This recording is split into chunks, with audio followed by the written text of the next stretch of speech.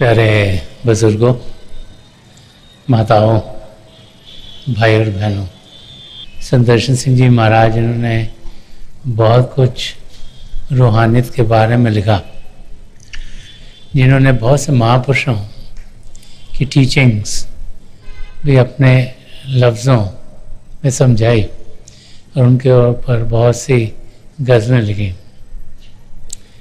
वो रूहानियत का हर एक पहलू जानते थे और अलग अलग पहलू रूहानियत के उन्होंने बड़े खोल खोल के अपने शब्दों में हमें समझाए हैं।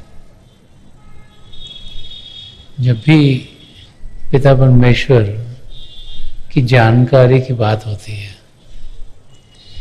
जब भी अपने आप को जानने के लिए हम कदम बढ़ाते हैं, तो फिर महापुरुषों के शब्द हैं जो हमें अपनी मंजिल तक पहुंचा देते हैं। उनका ज्ञान, उनके अनुभव, उनकी कही हुई बातें, उनके लिखे हुए शब्द, ये सब हमें एक राह दिखाते हैं ताकि हम जिंदगी को जाने, अपने आप को पहचाने और अपने कदम अपनी मंजिल की ओर तेजी से बढ़ाएं। संदर्शन सिंह जी महाराज के हर एक शेर में, दो लाइनों में इतना कुछ ज्ञान भरा हुआ है कि अगर हम उसे समझें और अपनी ज़िंदगी में ढालें तो फिर हम अपनी मंजिल तक ज़रूर पहुंच जाएंगे। संदर्शन सिंह जी महाराज फरमा रहे हैं कि गमे जहां निगरी का सफ़र क़यामत था, गमे जहां निगरी का सफ़र क़यामत था, हर एक ज़र्रे के सीने में कोहसार मिले। वो हमें समझा रहे हैं कि जो ये ज़िंदगी है, इसमें जब हम गुज़र रहे होते हैं, इसका सफ़र कर रहे होते हैं, तो हमें लगता है कि ज़िंदगी गमों से भरी हुई है। हर एक इंसान यही सोचता है कि उसकी ज़िंदगी में दुख दर्द बहुत ज़्यादा है। कभी शारीरिक तकलीफ, कभी रिलेशनशिप प्रॉब्लम्स, कभी फाइनेंशियल डिफ़िकल्टीज, कभी काम ठीक से नहीं चल रहा, कभी बाल बच्चों में अनबन, कुछ ना कुछ तकलीफ ऐसे लगता है हम सबके साथ जुड़ी हुई है। ये सफ़र जो हम कर रहे हैं, जब से हम पैदा होते हैं, जब तक हमारी फिजिकल डेथ होती है, जब तक मौत होती है, इसमें तरह तरह के एक्सपीरियंसेस हमारी ज़िंदगी में आते हैं। लगता है कि खुशी के क्षण बहुत कम है और दुख के क्षण, गम के क्षण दिन ब दिन बढ़ते चले जा रहे हैं। हर एक की ज़िंदगी में ऐसे मौके आते हैं जबकि कोई ना कोई तकलीफ हमें घेरे बैठी होती है। तो संदर्शन सिंह जी महाराज फरमाया कि गमे जहां का सफ़र क़यामत था, कि ये सफ़र इस शारीरिक रूप में तो अब चल रहा है, लेकिन आत्मा तो प्रभु से बिछड़े करोड़ों साल हो गए, और जिस भी योनि में जाती है उसमें तकलीफ़ें तकलीफ़ें। तो फरमा रहे हैं कि जो ज़िंदगी का सफ़र है, इसमें ऐसे लगता है कि तकलीफ़ें तकलीफ़ें हैं, कि कोई ना कोई दुख, कोई ना कोई गम हमें घेरे हुए है, कि हर एक ज़र्रे के सीने में कोहसार मिले। कि छोटे छोटे हर एक कण कण में बड़े बड़े पहाड़ मिले, कि हर एक के अंदर कोई ना कोई हलचल, कोई ना कोई तकलीफ हर पल हर क्षण जुड़ी हुई है। गुरु नानक देव जी महाराज ने फरमाया कि नानक दुखिया सब संसार, जो भी इस संसार में आता है उसको कोई ना कोई दुख तो लगा ही हुआ है। जैसे तुलसी साहब ने फरमाया, कोई तो तन मन दुखी, कोई चित उदास। हर एक को कुछ ना कुछ लगाया कि एक ना एक दुख सबन को सुखी संत का दास। गुरु नानक देव जी महाराज फरमाते हैं कि नानक दुखिया सब संसार, किसको तन का रोग है, किसको मन का रोग है, किसको फाइनेंशियल प्रॉब्लम, किसको कोई और तकलीफ है, तो संत कृपाल सिंह जी महाराज ने जोड़ा कि सो सुखिया जो नाम आधार। अगर सब भी दुखों से घिरे तो सुखी कैसे होंगे? सुखी वो इंसान होता है जो नाम के साथ जुड़ता है। और वही तुलसी साहब ने फरमाया कि एक एक दुख सबन को सुखी संत का दास। तो संत का दास सुखी क्यों है? क्योंकि उस पूर्ण महापुरुष ने अपनी कमाई का कुछ हिस्सा दिया, अपनी तवज्जो दी, हमें नाम की देन दी, नाम के साथ जोड़ दिया। और जब नाम के साथ जोड़ दिया तो फिर सदा सदा के सुख चैन पाने के हम लायक हो गए। जो इंसान असलियत के साथ जुड़ जाता है वो अपनी मंजिल तक जरूर पहुंचेगा। वो कहते हैं हमारी जो आत्मा है इस शरीर में है, इसको जान दे रही है। तो जब हम इस धरती पर रहते हैं तो 3 किस्म के तरीके होते हैं। एक इसे बाहर आत्मिक कहा गया, वो इंसान जिसका ध्यान बाहर की दुनिया में है, वो इंसान जिसका ध्यान माया की दुनिया, क्योंकि इस दुनिया में हम जीते हैं, मन इंद्रियों के घाट पर जीते हैं।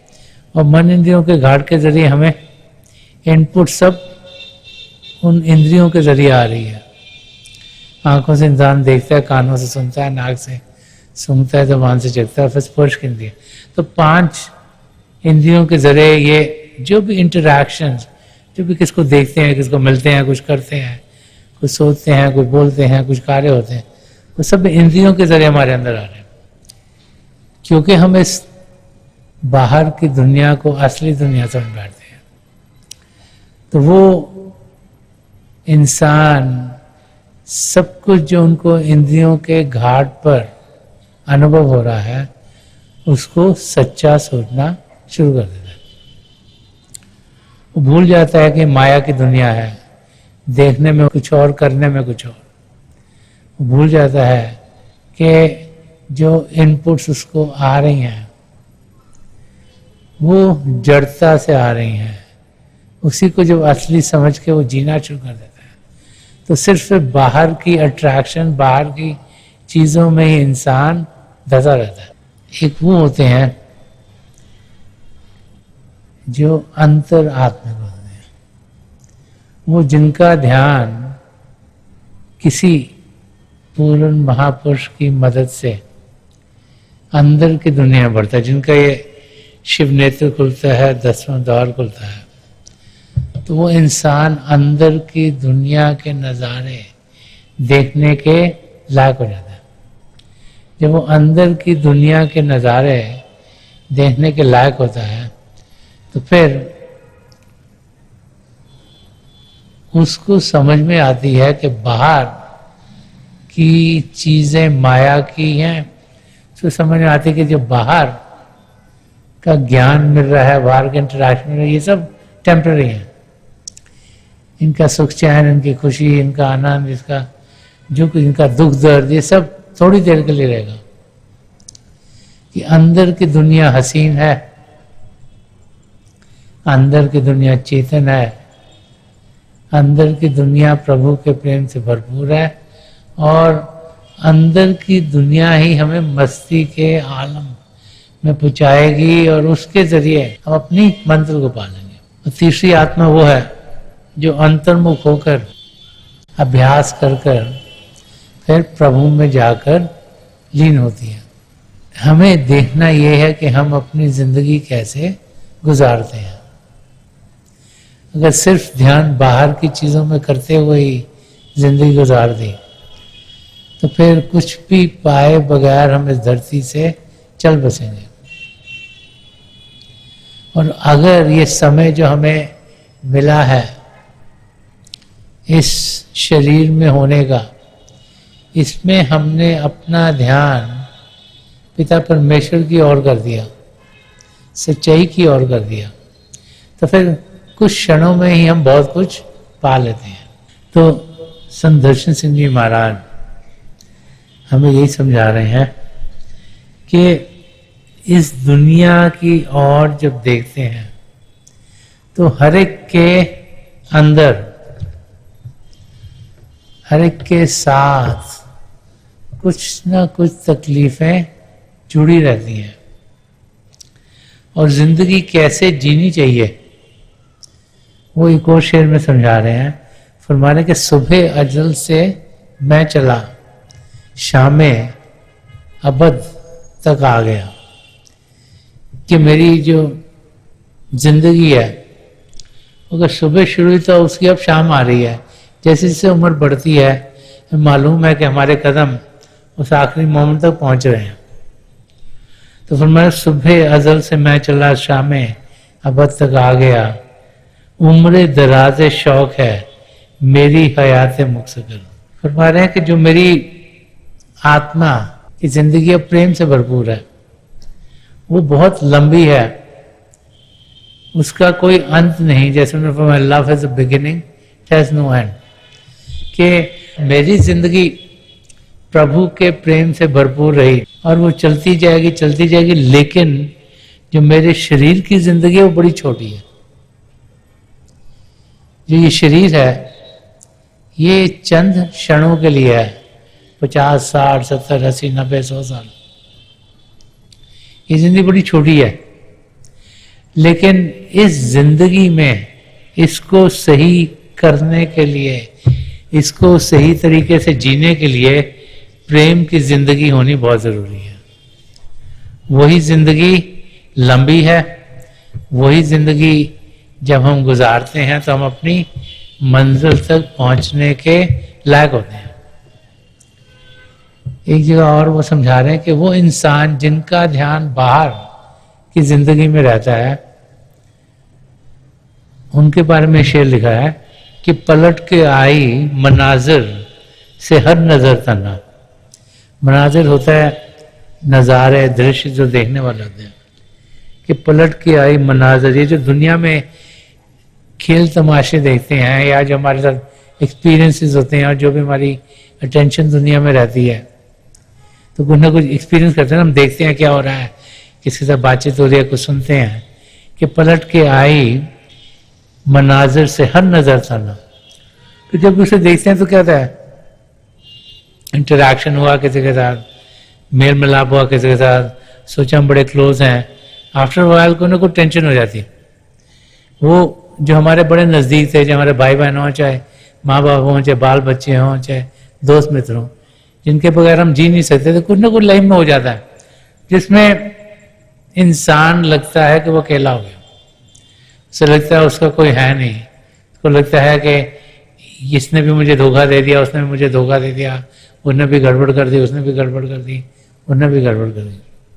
तो फरमा देंगे पलट के आई मनाजिर से हर नजर तना। के जो भी देखने वाला है, जो आत्मा है, जो मन इंद्रियों के घाट पे जी रही है, बट आत्मा एक्सपीरियंस कर रही है, जो कुछ भी एक्सपीरियंस करती है दुनिया में, चाहे इधर से एक्सपीरियंस करे, चाहे उधर से करे, चाहे उधर से करे, चाहे उधर से करे, आफ्टर पर लगता है कि इंसान वो आत्मा अकेली है, कि उसके अंग संग नहीं, कि उसको मदद करने वाला नहीं, कि उसको सहारा देने वाला नहीं, और रहा जमाने तमाशर में दीदा वर्तना।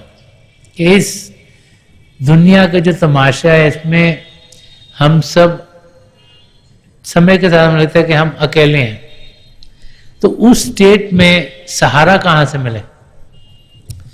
जितने भी दुनिया में जीव हैं उन सबके साथ कर्म जुड़े हुए हैं, और क्योंकि उनके साथ कर्म जुड़े हुए हैं इस करके उनमें से कोई ऐसा नहीं जो कि हमें मदद कर सके, क्योंकि उसको अपने कर्मों को संभालना है।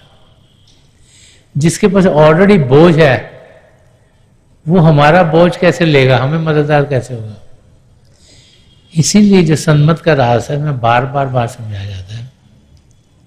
जैसे संदर्शन सिंह जी महाराज ने फरमाया कि I have no friend except my beloved, I have no work except love।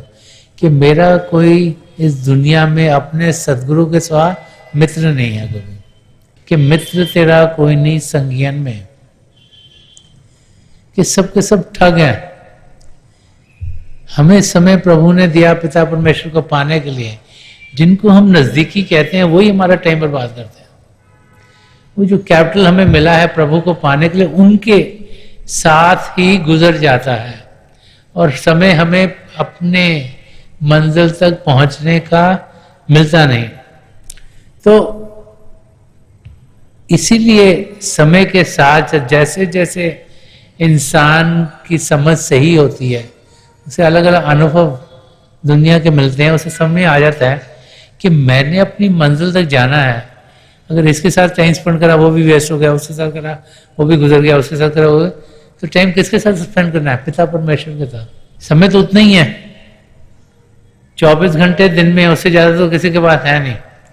तो अगर वो समय दुनिया की चीजें, इसको भी खुश कर दिया, उसको भी खुश कर दिया, उसको भी खुश कर दिया, ये करते करते ही गुजर गई, तो जो काम हम करने आए हैं, जो आत्मा का मिलाप परमात्मा से कराना है, वो पीछे रह जाएगा।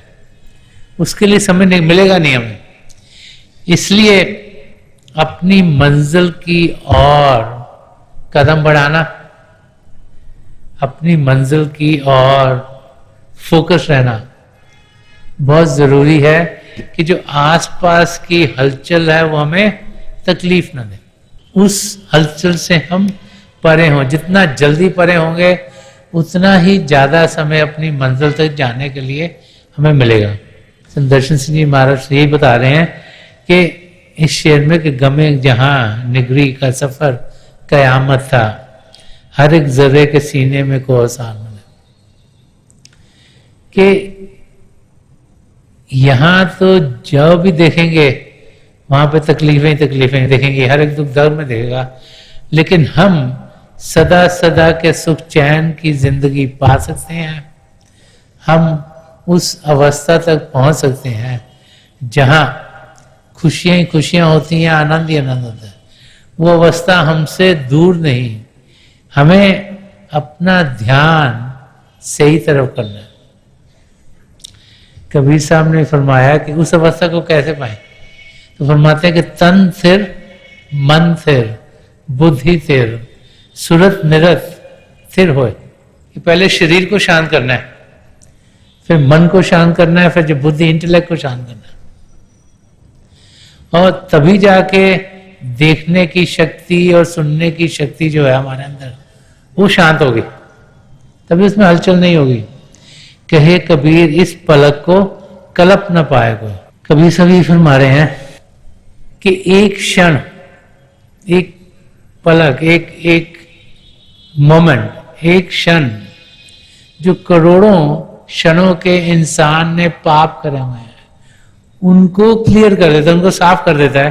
लेकिन वो क्षण ऐसा चाहिए जिनमें शरीर भी शांत हो, मन भी शांत हो, बुद्धि भी शांत हो।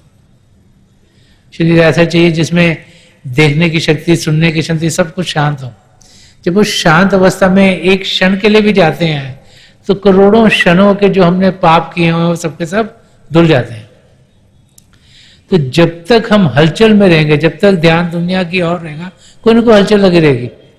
आज ये करना, कल वो करना, परसों ये करना है, ये बहुत जरूरी है, वो भी बहुत जरूरी है, यहाँ क्या हो रहा है वो भी जानकारी चाहिए, वो भी जानकारी चाहिए। तो इंसान हलचल में रहता है, शांत होता ही नहीं कभी। क्यों? क्योंकि उसको लगता है ओ ये भी बहुत जरूरी है, वो भी बहुत जरूरी है, ये भी होना चाहिए। तो फरमा रहे हैं कि जब तक हम शांत अवस्था में नहीं जाएंगे तो कर्म बनते चले। कर्म को, पाप को हो, कर्म को, क्योंकि जो अच्छे होंगे चाहे बुरे होंगे, भुगतान के लिए वापस तो आना ही पड़ेगा। बुरे कर्मों का हमें भुगतान करने के लिए जो अच्छे कर्म है उनके फल खाने के लिए, तो वापस जब 84 लाख जिया जिनसे जुड़े रहेंगे तब तक मुक्ति मिलेगी नहीं। तो दोनों ही खराब हैं। तो इसलिए फरमा रहे हैं कि कई क्षणों में हम कर्म बनाते चले जा रहे हैं, बनाते चले जा रहे हैं, बना रहे हैं। एक क्षण के लिए भी जब शांत होते तो करोड़ों वो जो हमारे कर्म बने हैं वो कट जाते हैं। संत कृपाल सिंह जी महाराज ने हमें 2.5 घंटे कम से कम अभ्यास करने के लिए कहा। क्यों कहा? ताकि हम रोजाना समय निकालें और इसके जरिए हमारे कर्म कटते चले जाएं, ताकि हम उस अवस्था में पहुंचे जबकि हमारे साथ जो कर्म जुड़े हो कम हो और कम हो और कम हो और जीरो स्टेट में जाए। जब एकदम जीरो हो जाएंगे, रहेंगे नहीं, तभी 84 लाख जियाजुन से हमारा छुटकारा होगा। एक जगह और इसी पॉइंट को कबीर साहब ने समझाया कि वस्तु कहीं ढूंढे कहीं, कोई विधि आवे हाथ। वो कह रहे हम सदा सदा का सुख चैन पाना चाह रहे हैं, इसलिए धरती पर आए हैं।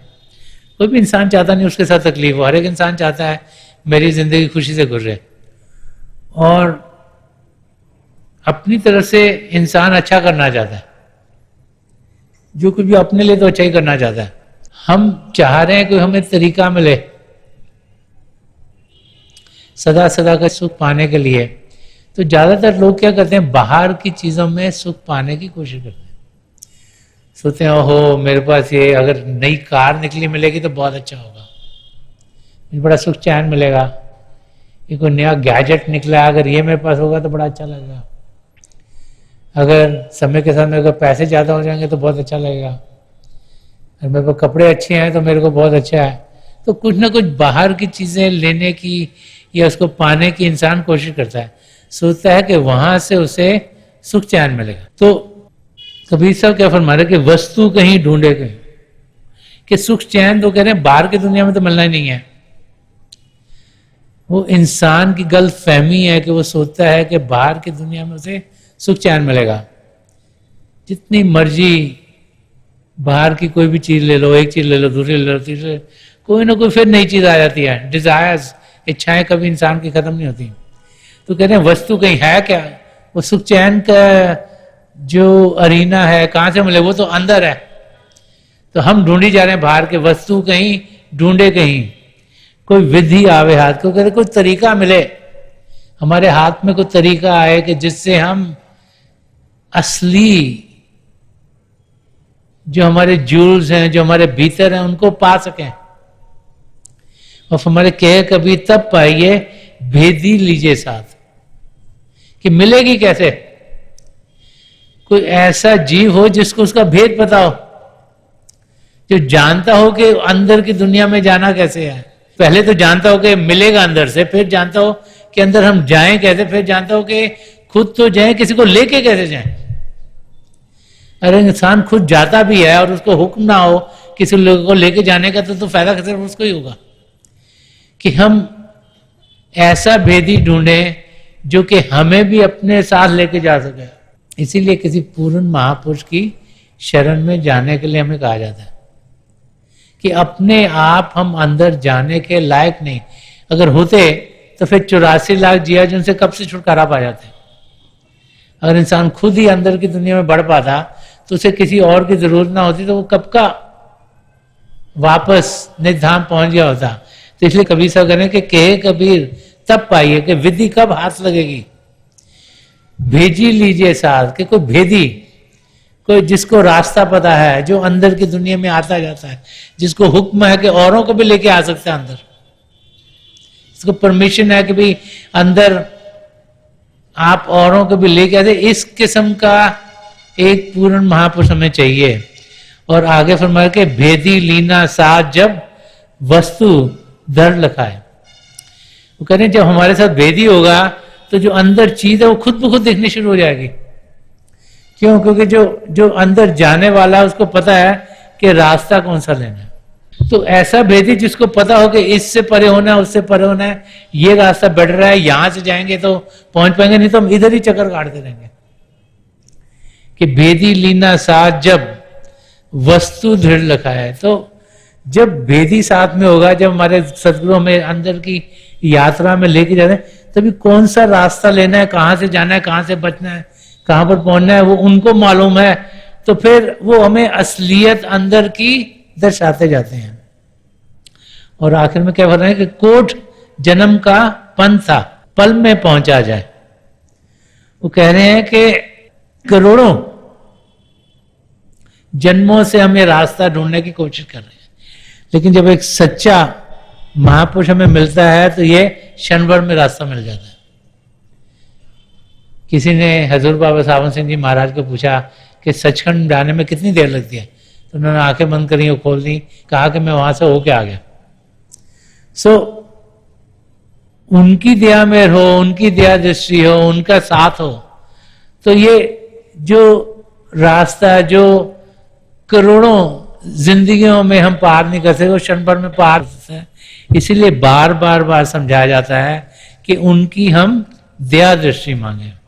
हम ये जाने कि उनके जरिए उनकी एक सवली नजर जब हम पर पड़ती है तो हमारे करोड़ों जीवनों की मुक्ति हमें मिल जाती है। और वो कैसे मिलती है, एक और जगह कबीर साहब ने बड़े प्यार से सुन रहा है। वो फरमाते हैं कबीर सदगुरु नाम से कोट विधन टर जाए। वो कह रहे जब एक पूर्ण महापुरुष हमें नाम की देन देते हैं तो करोड़ों तकलीफें दूर हो जाती हैं।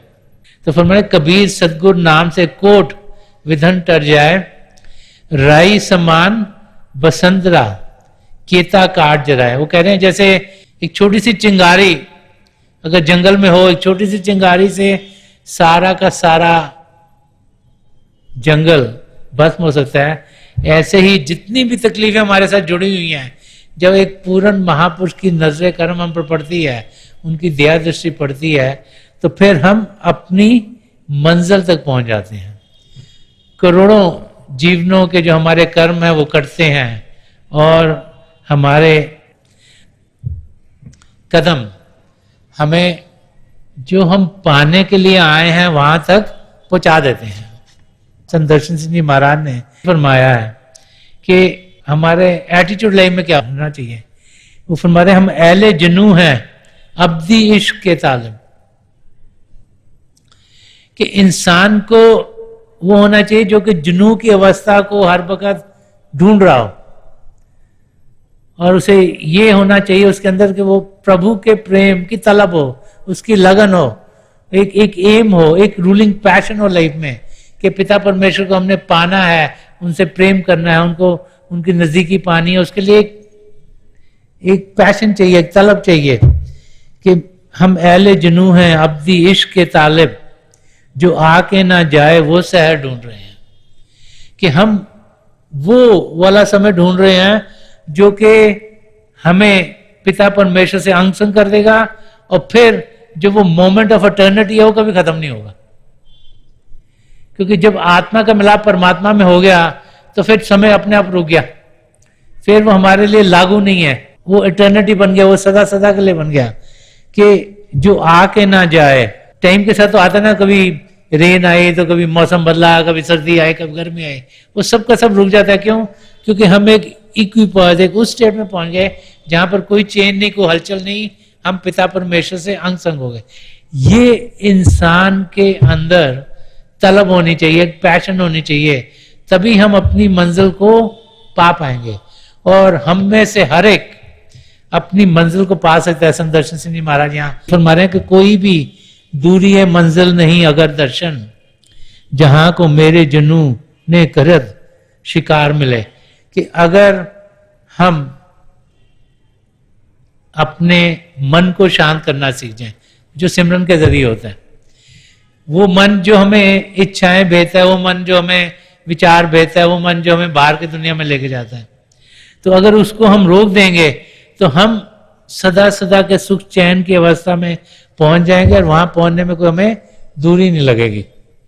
तो आज के दिन मेरी पिता परमेश्वर के चरण कमलों में यही प्रार्थना है कि हम सबके अंदर वो प्रभु को पाने की इच्छा इतनी ज्यादा प्रबल करें कि उसके सामने और कोई इच्छा टिक ना पाए।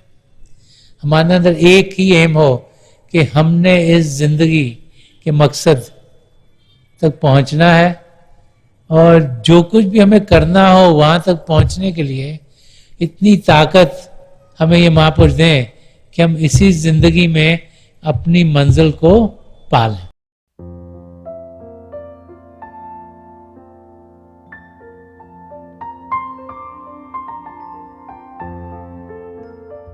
तो थोड़ी देर के लिए हम सब अभ्यास के लिए बैठ जाएं।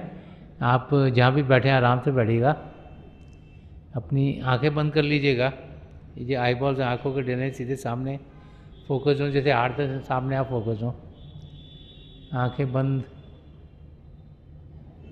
करते ही वो भाई बहन जिन्हें नाम की देन मिली आप सिमरन कीजिएगा, और जो भाई बहन यहाँ नए हैं आप पिता परमेश्वर के किसी भी जाति नाम का जाप कीजिएगा। जाप मन ही मन करना, ऊंचा नहीं दोहराना। मेरी